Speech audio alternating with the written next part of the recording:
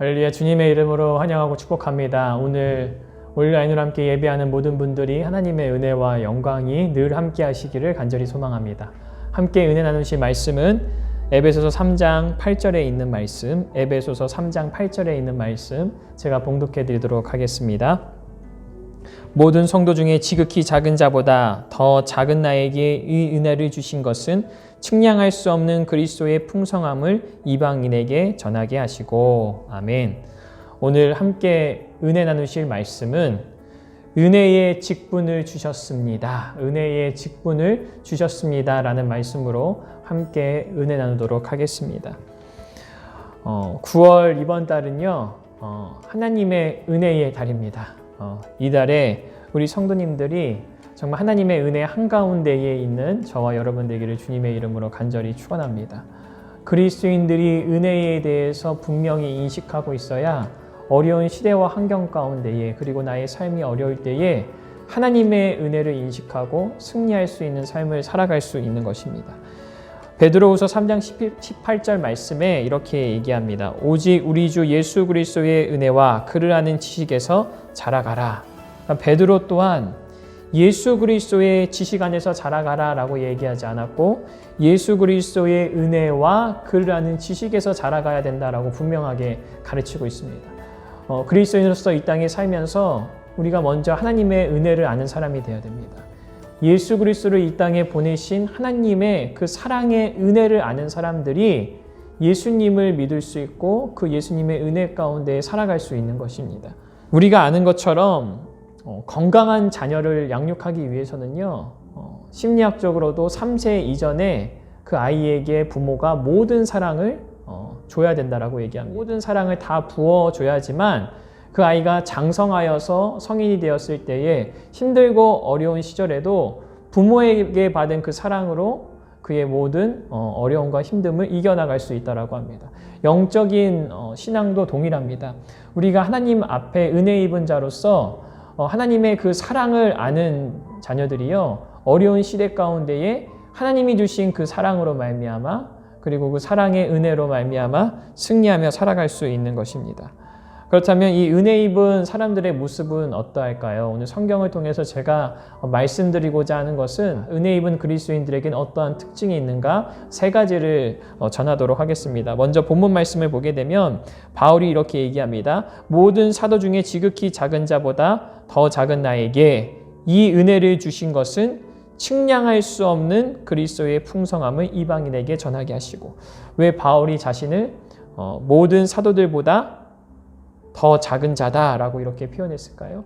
그럼 바울의 옛날의 모습을 한번 생각해 보십시오. 예수님을 정면으로 대적했던 사람입니다. 예수 믿는 자들을 옥에 가두고 그들을 때리고 심지어 죽이는 일에 동조했던 사람이 바로 바울이었습니다.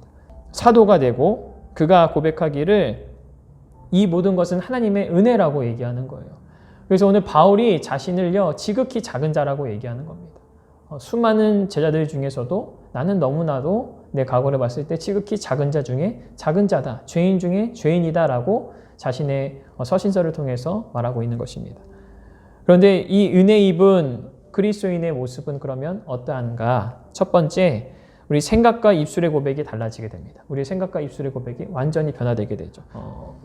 하나님의 은혜를 입은 사람들은요, 나의 입술의 고백이 달라집니다. 오늘 바울도 완전히 그의 고백이 달라졌어요. 그렇죠? 하나님의 은혜로 내가 의롭게 됐다라는 거예요.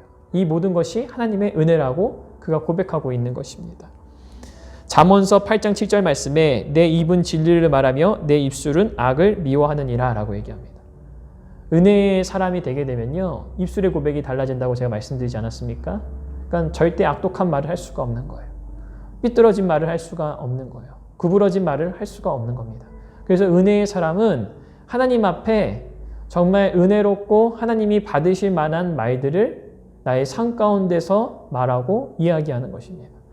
그래서 은혜 입은 사람들과 우리가 이렇게 상담을 하다 보면요, 저도 은혜 입은 성도님들과 얘기할 때는 제 마음에 감화감동이 됩니다.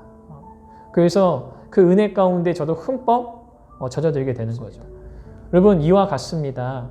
우리의 입술에 날마다 하나님의 은혜의 말들을 말하게 될 때에 우리의 말을 통해서 다른 사람이 하나님의 그 은혜의 자리에 있게 되고 그 은혜의 전이가 있게 되는 것입니다. 그러므로 저와 여러분들이 정말 은혜의 사람이라면 오늘 그 첫 번째 특징, 나의 입술의 고백이 달라지는 겁니다. 하나님을 향한 나의 입술의 고백이 변화되는 겁니다. 그리고 두 번째, 모든 일에 겸손함으로 섬기게 됩니다. 그렇죠. 오늘 갈라디아서 2장 20절 말씀에 이렇게 얘기합니다. 그런즉 이제는 내가 사는 것이 아니요 오직 내 안에 그리스도께서 사시는 것이라.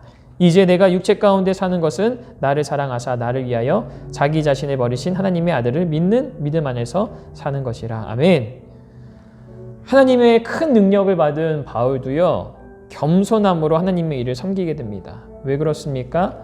이제는 내가 사는 것이 아니라 내 안에 계신 그리스도께서 살아가시기 때문이에요. 내 안에 계신 그리스도께서 살아가시게 되면 내가 겸손해지게 됩니다. 내가 섬김의 자리에 있게 됩니다. 나의 자존심보다, 나의 어떤 배경보다, 내가 가진 것보다 하나님의 그 놀라우신 그 은혜가 더 크기 때문에 내가 섬김의 자리에 있게 되고 스스로 낮아지게 되는 것입니다. 그래서 오늘 바울도 내가 사는 것이 아니라 이제 내 안에 그리스도께서 살아가신다라고 아주 놀라운 고백을 하게 되는 것입니다. 하나님의 은혜로 일을 감당하지 않게 되면 어떠한 일들이 일어나느냐? 섬김의 일들이 힘들어지고 어려워집니다. 섬김으로 인해서 시험을 받을 때도 있고요.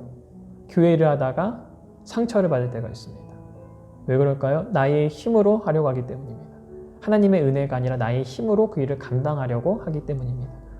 그러므로 저와 여러분들이 작은 일마저도 하나님의 은혜로 해야 됩니다. 그래서 그리스도인들은 늘 하나님의 은혜 가운데 젖어 있어야 됩니다. 하나님의 은혜의 전문가가 되어야 되는 것입니다. 마지막 세 번째, 은혜 입은 그리스도인의 특징은 무엇이냐면 그의 영이 평안과 기쁨 가운데 있게 됩니다. 그의 영이 평안과 기쁨 가운데 있게 됩니다. 은혜 입은 사람은요, 상황과 환경을 초월하는 겁니다. 상황과 환경 때문에 우왕좌왕하거나 그 일로 인해서 낙심하거나 염려하거나 낭망하지 않습니다. 오히려 하나님이 주신 그 은혜로 말미암아 평안해지고 기뻐지고 담대함을 소유하게 되는 것입니다. 그래서 하나님이 주신 그 평안을 세상에게 빼앗기지 않는 사람이 바로 은혜의 사람인 것입니다. 예수님께서도 이렇게 분명히 말씀하셨습니다. 요한복음 14장 27절 말씀에 평안을 너희에게 끼치노니 곧 나의 평안을 너희에게 주노라. 너희에게 주는 것은 세상이 주는 것 같지 아니하니라. 너희는 마음에 근심하지도 말고 두려워하지도 말라. 아멘. 예수님이 내가 너희에게 주는 그 평안은 세상에 주는 것과 다르다는 겁니다.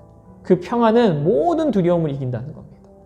이 세상의 모든 것을 이기는 평안을 예수님께서 주시기 위해 이 땅에 오셨다라고 분명히 성경을 통해서 밝히고 있는 것입니다. 근데 그 평안과 기쁨은 바로 하나님의 은혜로부터 시작되는 것입니다. 내가 하나님의 은혜 가운데에 있을 때에, 하나님의 은혜 정 가운데에 있을 때에 내 안에 정말 참 평안과 기쁨이 샘솟게 되는 줄 믿으시기 바랍니다. 로마서 8장 37절 말씀에 그러나 이 모든 일에 우리를 사랑하시는 이로 말미암아 우리가 넉넉히 이기느니라. 아멘. 바울의 상황과 환경을 보십시오.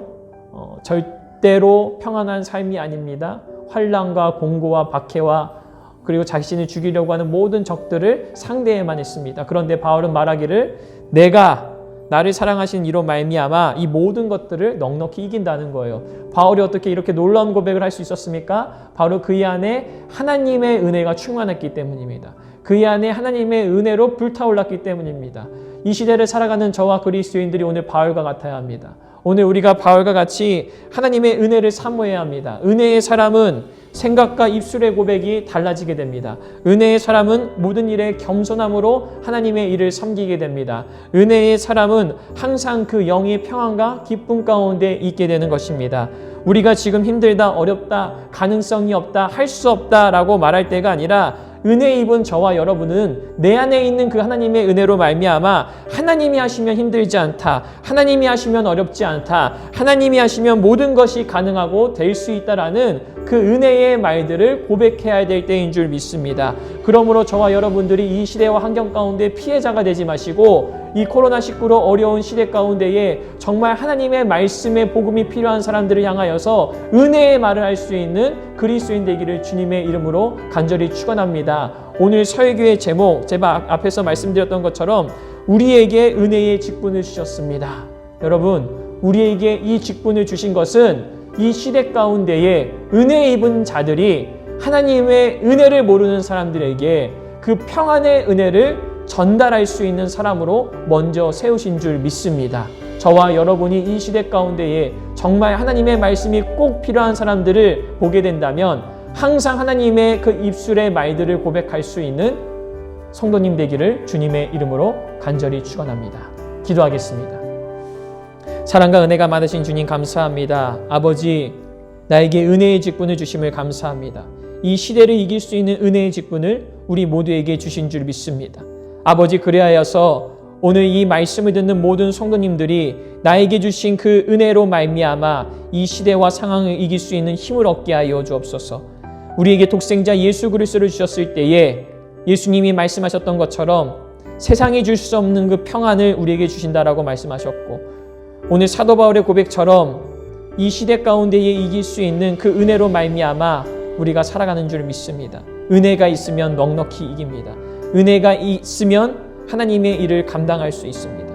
은혜가 있으면 나의 말이 달라집니다. 주님 감사합니다. 은혜 입은 자로 살게 하심을 감사합니다. 아버지의 말을 선포하게 하여 주옵소서. 이 모든 말씀 우리의 왕이신 예수님의 이름으로 간절히 기도드립니다. 아멘.